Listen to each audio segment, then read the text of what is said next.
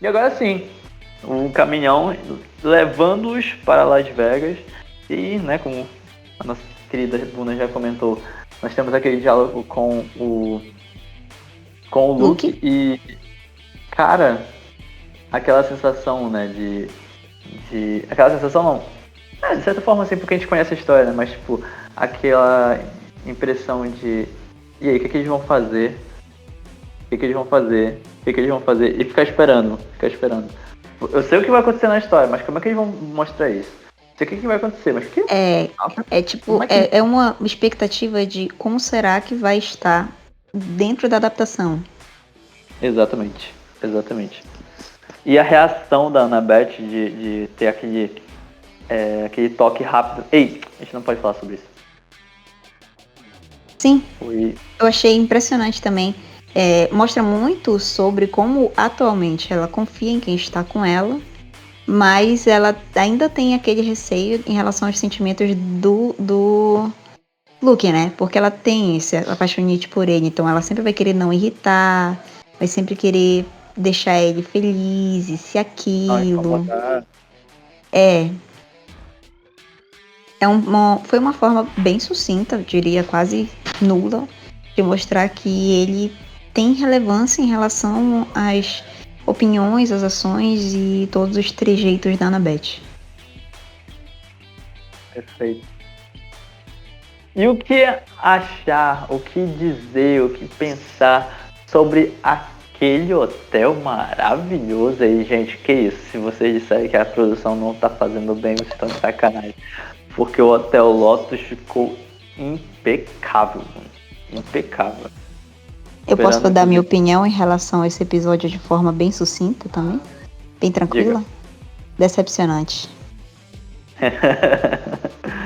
Não, esse episódio foi decepcionante. O episódio em si foi uma merda, pô. Mas eu realmente queria destacar essa questão do Hotel Lotus, porque, enfim, o filme foi muito simples e eu não tinha eu acho que hotel.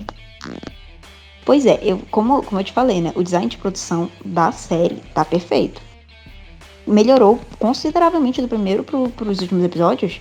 A partir do episódio 4, eu acho, né? Dele caindo já no arco, você já vê uma melhora considerável ali na produção, do design de produção. Da Dryade saindo da água e tal ali, tá lindo demais. Eu acho lindo. O episódio 6 tem o do túnel, nós temos ele sentado no trono de ouro. Você tem uma produção bem mais ali detalhada, bem mais cuidadosa, seria a palavra. Que não teve esse cuidado no primeiro episódio. Você não teve todos esses detalhes no primeiro episódio. Eu achei meio avulso, né? Eu comentei sobre isso.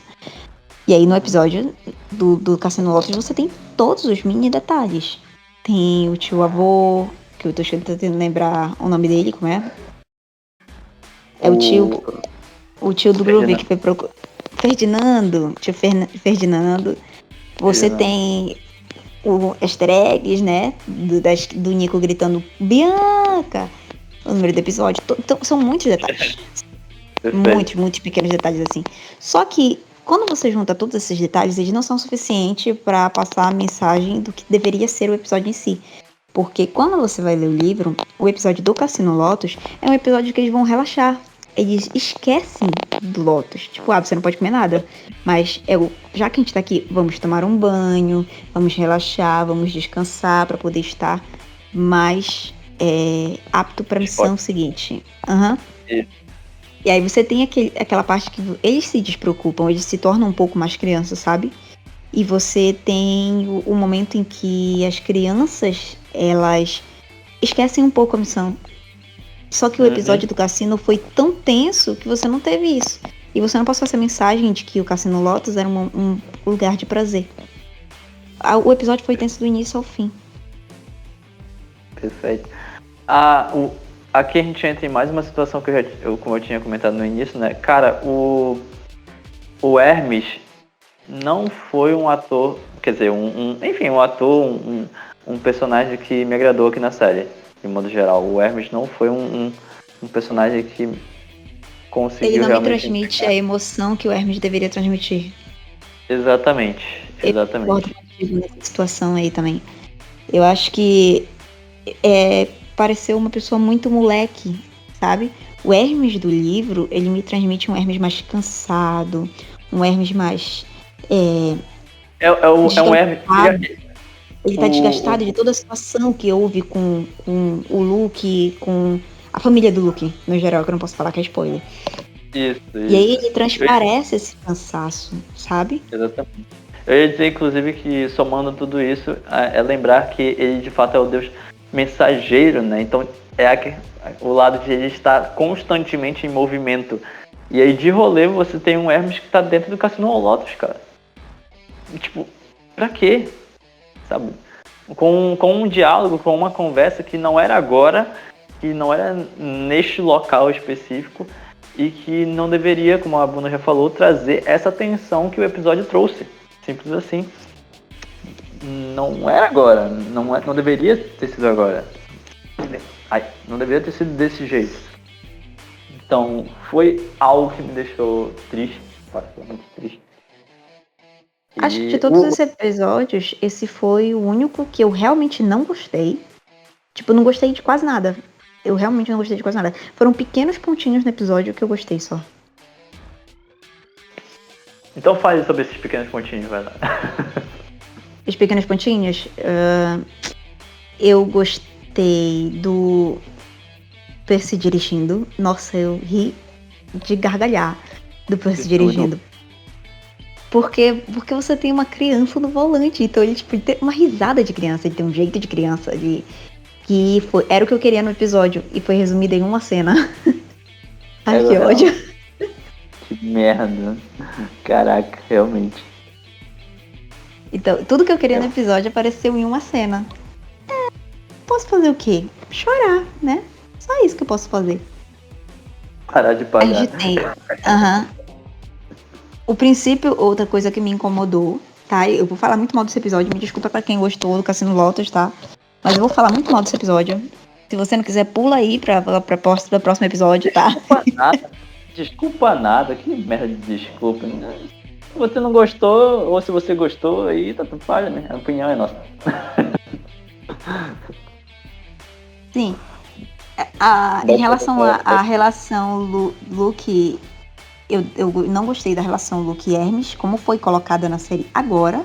Porque sim, eles são tensos, sim, você tem justificativa, sim, você acha que o Hermes é um pai escroto, e eu também acho que ele é.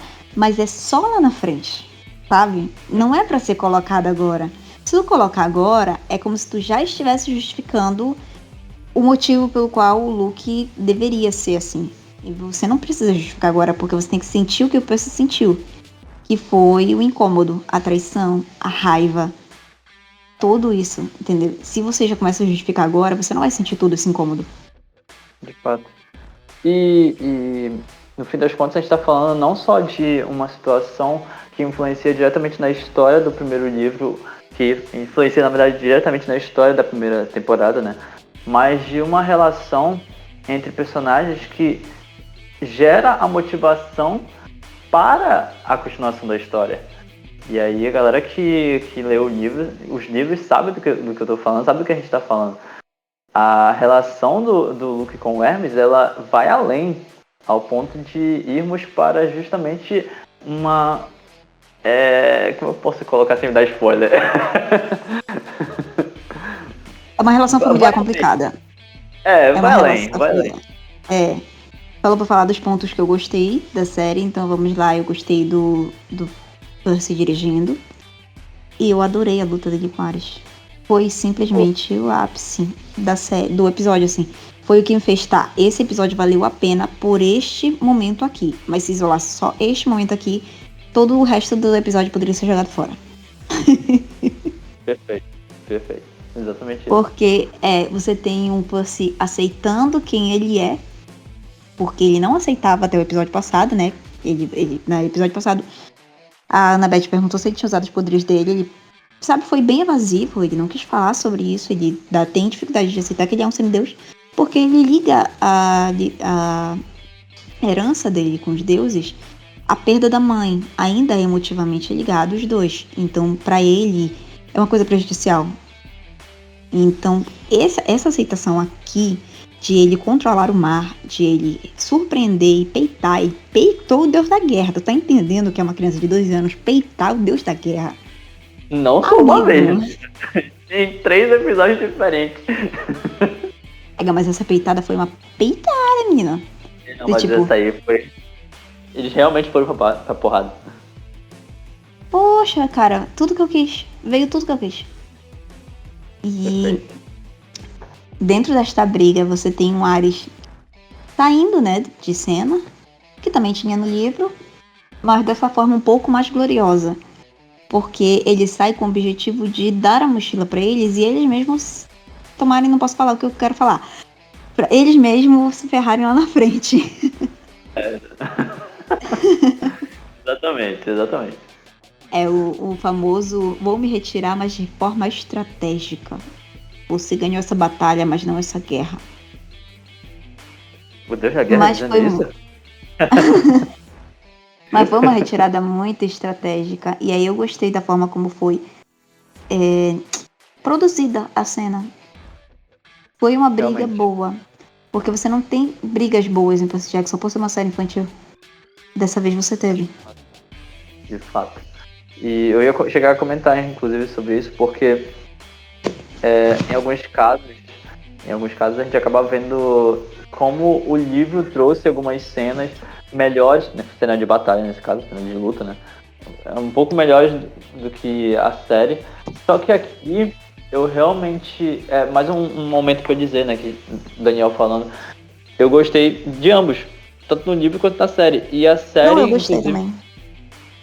Inclusive, é uma das coisas que eu gosto muito e que eu comentei, inclusive, quando eu tava falando sobre The Last of Us, porque eu gosto quando a série, ela traz a história que ela quer trazer, né? Ela traz a história que é baseada, nesse caso, seja o jogo de The Last of Us, seja o livro aqui de Percy Jackson.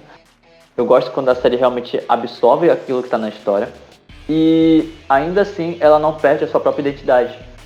A própria série conta do jeito dela. Eu acho isso muito bravo.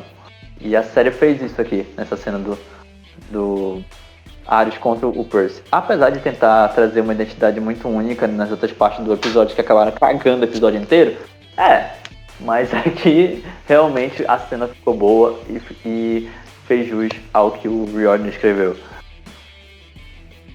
Eu acho que deu uma finalização assim de forma de ouro, sabe? Foi muito bem feita. E no final desse episódio, né, eles encontram, se eu não me engano, o pai do Percy, que dá as joias pra ele. Não, é? Não, eles não encontram, é só no outro. Desculpa, eu confundi, gente. Eles encontram uma Dryade também, né, que dá as joias pra ele. Exatamente. Ela dá as pérolas de volta. E eu fiquei um pouquinho incomodada porque no livro são 3 pérolas e na série são 4 pérolas. Sim, isso me pegou também. Eu não gostei muito, não. Eu também não gostei. Eu entendi que assim, era pra dar um mistério pra quem não viu, porque como o Groover perdeu, você fica em dúvida se ele vai trair o Percy ou não, porque até aquele momento você só tinha certeza que a Annabeth não ia trair. Mas em nenhum momento o Groover deu essa certeza pro Percy ao decorrer da série. Então era pra plantar a dúvida. Eu entendi isso, foi o que eu entendi. Isso quer dizer que eu gostei? Não, foi o que eu entendi. Exatamente, bom ponto. Isso não quer dizer que eu gostei. Eu não gostei de ter usado 4. Foi interessante a sacada de perder uma, mas isso não quer dizer que eu gostei. Exatamente esse ponto. Só porque foi bem construído, isso não quer dizer que vai tocar meu coraçãozinho. Perfeito, Buna, perfeito. Pronto, gente, não precisa falar mais nada. Exatamente isso. E com isso nós concluímos mais um episódio e podemos partir justamente agora para o episódio 7. Para, enfim, prepararmos, digamos assim, o terreno. E aí, deixando isso bem claro antes que a gente finalize esse podcast, né, a gente passa para os finalmente. A gente ainda vai continuar falando de Percy Jackson em podcast, tá? A gente ainda vai trazer nossa análise geralzona aqui sobre a primeira temporada, sobre o primeiro livro, até porque preparação, né, também para a segunda temporada, que já foi confirmada. E pra galera que está escutando, também pra segunda, né? expectativas também pro segundo, que vai ser modificado, porque a Disney já soltou algumas notas de algumas coisas que vão ser modificadas, graças a Deus. Ainda bem, Então. ainda bem. E a gente vai continuar falando disso, não se preocupe com isso.